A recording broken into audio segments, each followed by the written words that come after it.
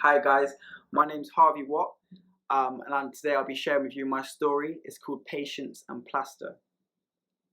Just want to say a big thank you to St. Paul's Carnival and a big thank you to Keziah for getting me involved with this event. I think it's absolutely amazing and I can't wait to see everyone else's stories. I'm really excited for that.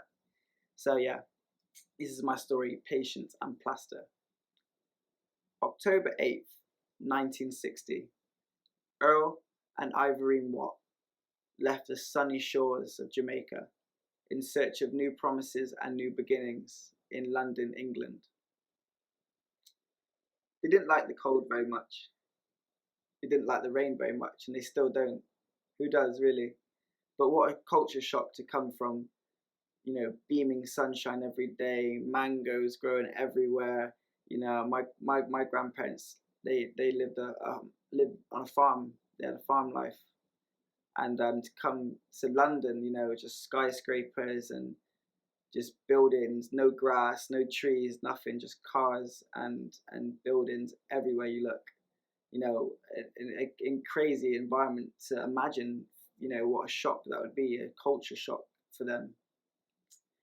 And they spent about 3 years in London before they moved to Bristol.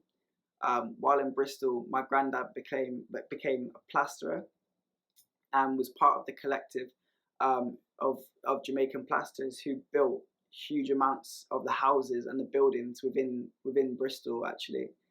And a lot of people don't know that, but yeah, Bristol, big portions of Bristol were built by Jamaican plasterers.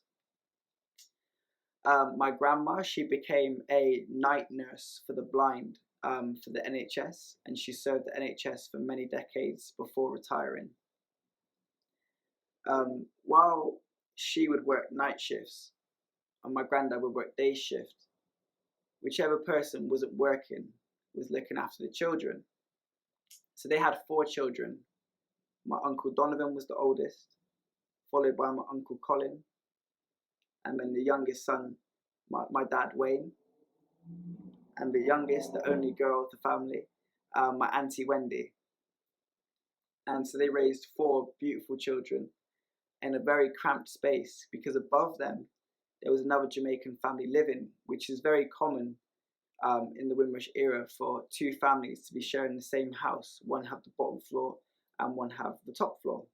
So you can imagine how cramped this is. You've got a family of 6 just in one small area of a house, effectively. It's just mental.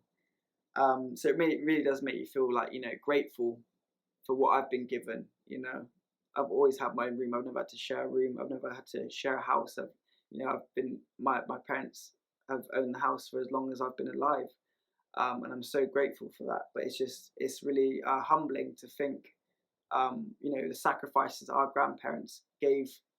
Our sacrifices they went through for us, to give us these opportunities that we now love. We live off.